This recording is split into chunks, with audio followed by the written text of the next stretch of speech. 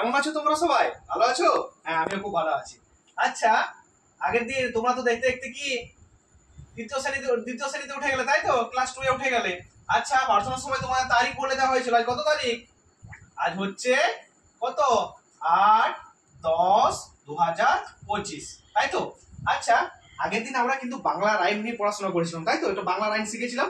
আজ কিন্তু একটু খুব আলাদা কিছু শিখবো। শেখার আগে তোমাদের একটা গল্প বলবো। তোমরা তো খুব গল্প শুনতে খুব ভালোবাসো, তাই না? সেই গল্পটা কি জানো তো? একদিন একটা বান্দর কি করতো? বাস করতো।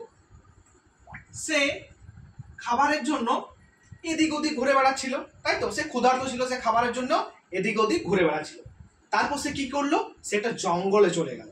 জঙ্গলে যাওয়ার পর সে একটা আপেল গাছ দেখতে পেল। আপেল গাছটা দেখার পর কি করলো সে জানো তো?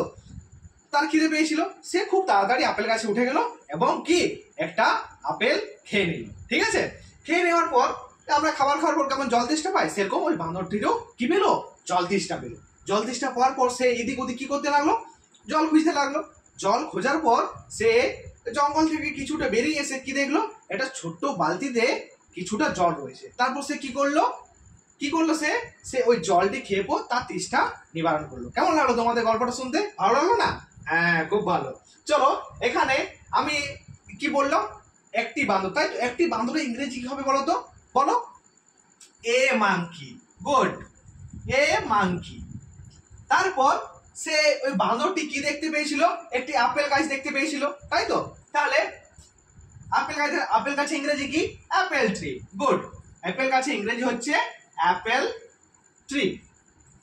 তারপর সে তার আপেল খাওয়ার পর কি হয়েছিল? জল তেষ্টা পেয়েছিল। তারপর সে কোথায় জল পেলো? এটা ছোট্ট বালতিতে, তাই তো? তাহলে এর ছোট বালতির ইংরেজি কি হবে? Small bucket. ওকে। আচ্ছা, কি রাহুল, কি বলছো তুমি?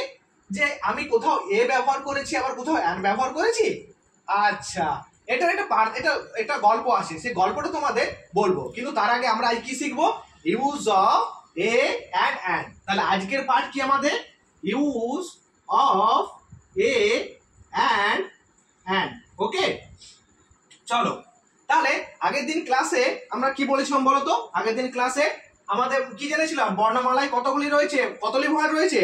5টি ভয়েল আর 21টি কনসোনেন্ট রয়েছে, তাই তো? আর 21টি কনসোনেন্টের মধ্যে কনসোনেন্ট রয়েছে আর 5টি ভয়েল রয়েছে। 5টি ভয়েল কি কি? এ, ই, আই, ও, ইউ। ওকে, এইগুলো হচ্ছে ভয়েল, তাই তো? আর কনসোনেন্ট কি? এই 5টা বাদ দিয়ে যেগুলো 21টা রয়েছে সেটাই হচ্ছে কি?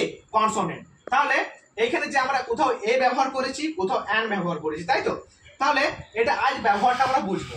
তাহলে যেসব ওয়ার্ড বা যেসব ওয়ার্ড যদি আমরা ভয়েল সাউন্ড বা ভাওয়েল সাউন্ড দিয়ে শুরু হয়, সেইখানে আমরা কি ব্যবহার করব? অ্যান ব্যবহার করব। আর যেসব ওয়ার্ড যদি আমাদের কনসোনেন্ট সাউন্ড দিয়ে শুরু হয়, সেক্ষেত্রে আমরা কি করব? এ ব্যবহার করব। তাহলে এর পার্থক্যটা বুঝিয়ে দিই। দেখো, অ্যাপেল, তাহলে এ হচ্ছে ভয়েল আর আমাদের সাউন্ডটা কি আসছে? অ্যা। তাহলে এখানে দেখো অ্যান ব্যবহার করেছি। আবার দেখো এখানে এস। এস তো কি জানো তো? কনসোনেন্ট সাউন্ড, স্মল দন্তস্ব আসছে, তাহলে এখানে এস কি বটে? কনসোনেন্ট সাউন্ড আসছে, তার জন্য আমরা এখানে এ ব্যবহার করেছি। বুঝতে পেরেছো তোমরা? তাহলে এ এবং অ্যান এর ব্যবহার তোমরা বুঝতে পারলে? বুঝতে পেরেছো তো? তাহলে চলো, এরপর আমি তোমাদের কিছু হোমওয়ার্ক দিচ্ছি। হোমওয়ার্ক নয়, বোর্ড ওয়ার্ক দিচ্ছি, তোমরা করবে, ঠিক আছে?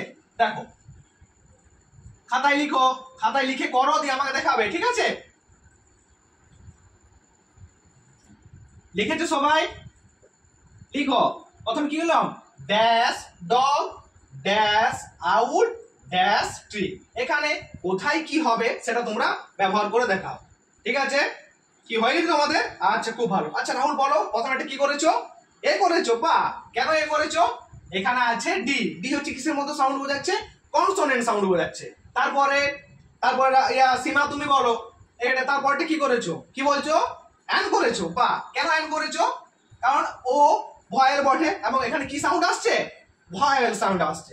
তারপর দেখো, আচ্ছা রিমা তুমি বলো, তারপরটা কি করেছো? এ করেছো। বা তাহলে এখানে ট্রি, তাহলে এখানে ট্রি কিসের মতো সাউন্ড বোঝাচ্ছে? কনসোনেন্ট সাউন্ড বোঝাচ্ছে, তার জন্য আমরা এখানে এ ব্যবহার করি। তাহলে তোমরা বুঝতে পেরেছো তো? বুঝতে পেরেছো? বাহ, খুব সুন্দর। তাহলে আজকে আমরা ইউজ অফ এ অ্যান্ড করলাম। নেক্সট দিন আর একটা এই আর্টিকেলের ভাগ রয়েছে, সেটা নিয়ে আলোচনা করবো। তাহলে আজকের পার্ট এই পর্যন্তই। আগামী দিন অন্য বিষয় নিয়ে আলোচনা করবো। বলা হবে।